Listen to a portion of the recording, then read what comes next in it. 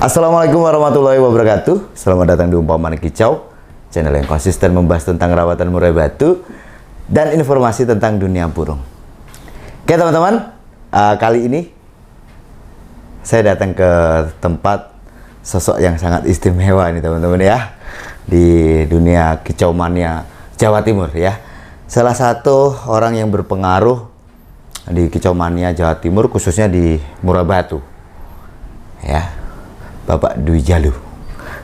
Gimana Pak kabarnya Pak? Baik, sehat. Baik ya, sehat ya. Nih teman-teman ya, saya pengen tanya-tanya nih ya. Jadi kebetulan Pak Dwi Jalu ini salah satu pengurus di SMM ya, sebagai apa Pak? Sekjen SMM. Sekjen SMM. Ya. Pak, ini saya pengen tanya-tanya nih Pak ya. Kalau soal burung mungkin teman-teman udah banyak yang tahu lah ya.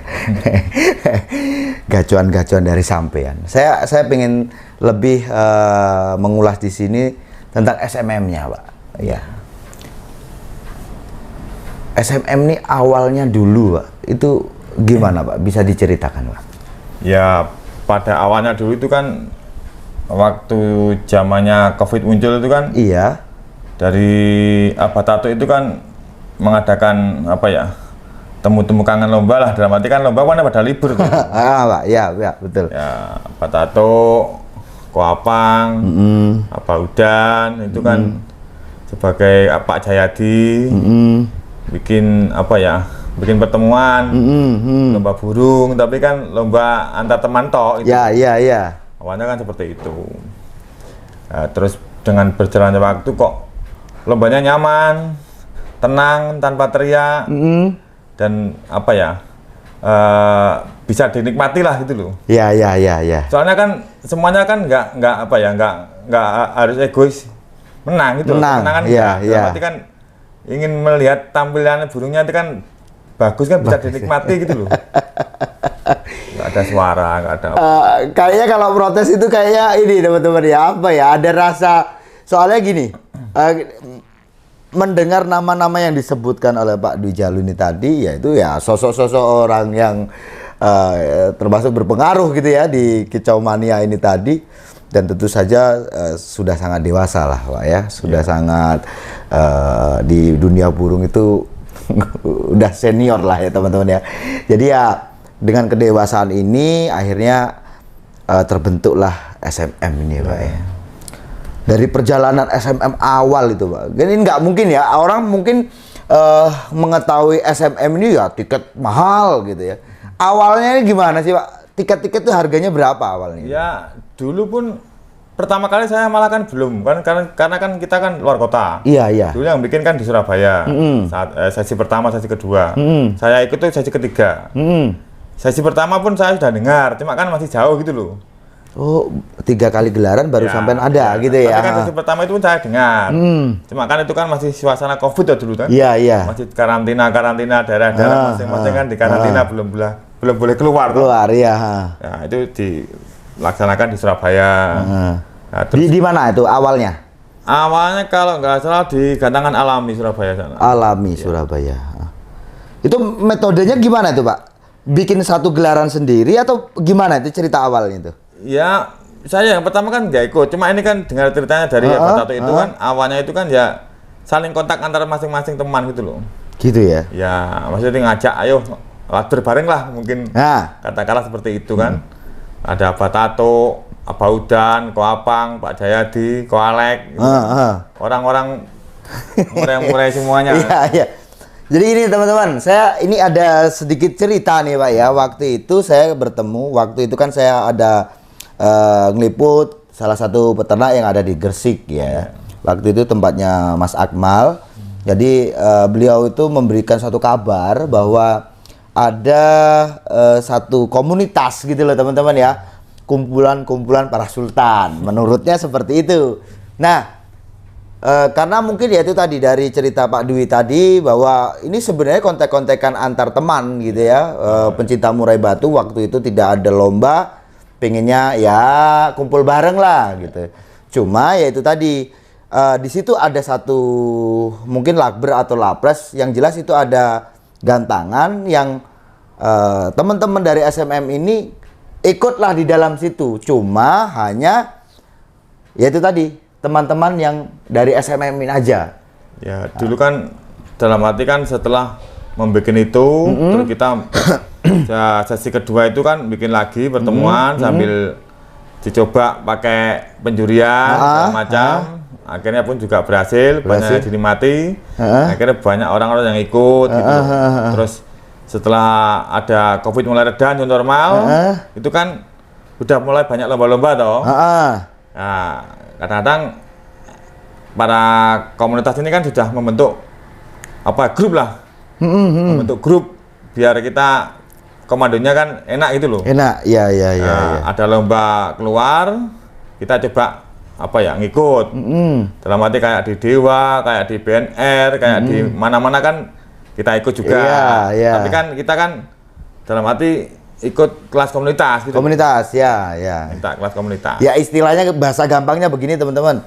Ini seumpama ada satu event nih. Seumpama event itu waktu itu Kota Kembang, taruh seperti itu ya.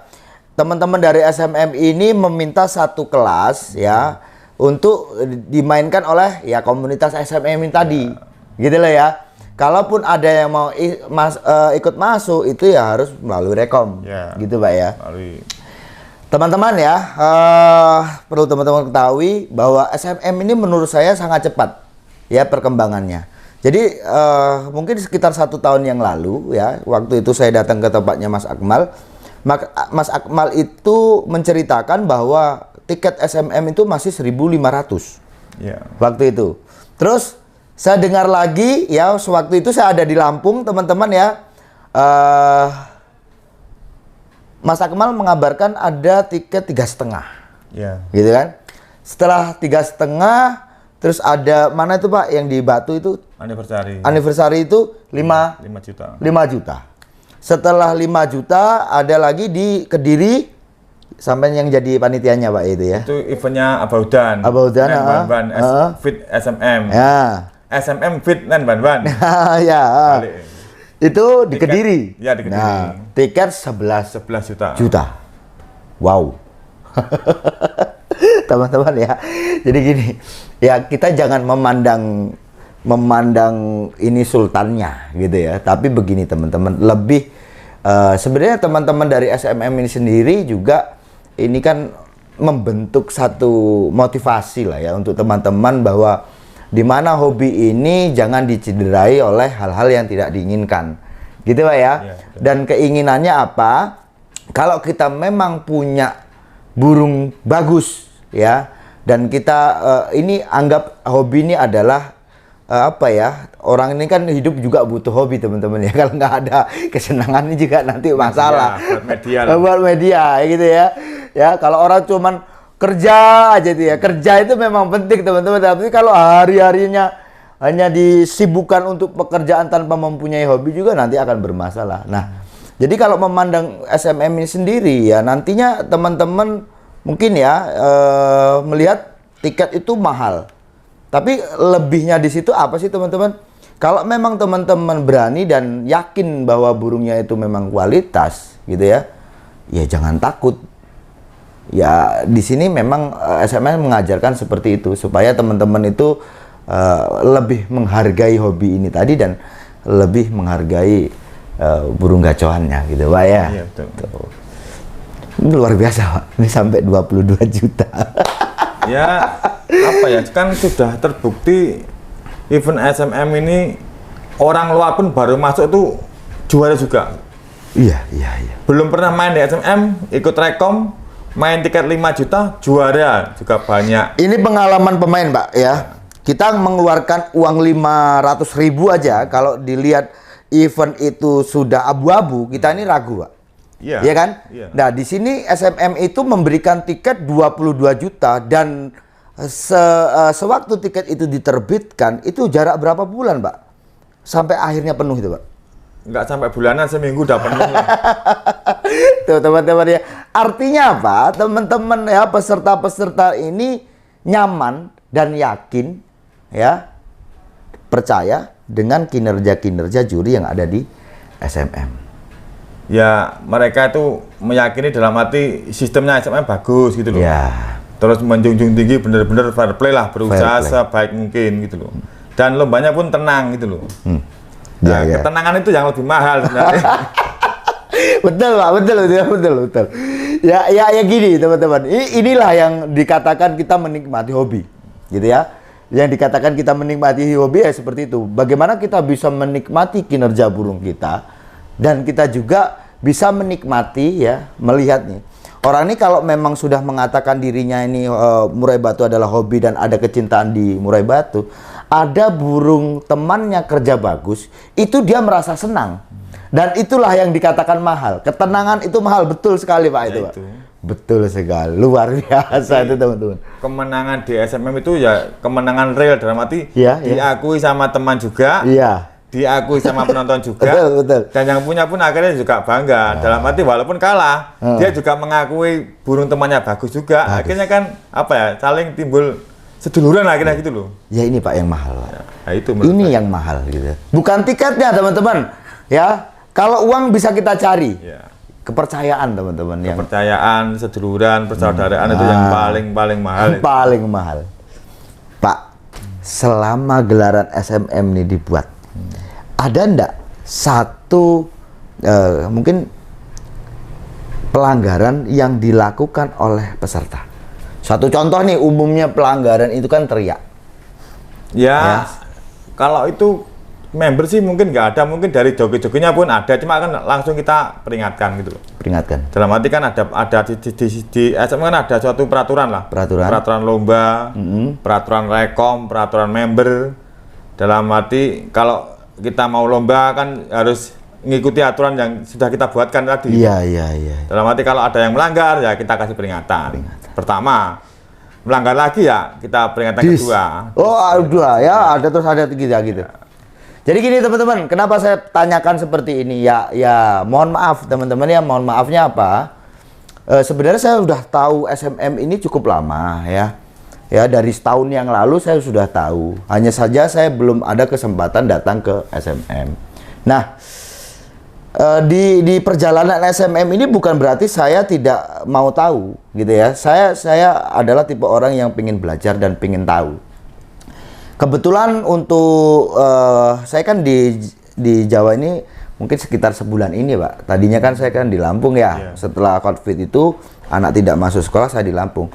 Jadi 8 bulan saya di Lampung itu banyak sekali yang saya tinggalkan ternyata gitu loh ya. Ternyata itu luar biasa. Maka ya saya memang belum ada kesempatan datang ke SMM ini. Saya ingin tahu gimana sih Pak waktu itu penempatan peserta itu bagaimana? Kalau di Dewa kita tahu ada satu tempat, ya menyesuaikan dengan nomor gantangan. Kalau di SMM itu gimana? Kalau di SMM dulu kan kita apa ya sudah dibatasi dalam arti kan peserta hanya 24 peserta, G24 namanya. Ya. Dan itu kan dibagi per blok A, B, C, D toh. Berarti per blok itu 6 burung. Per blok 6 burung.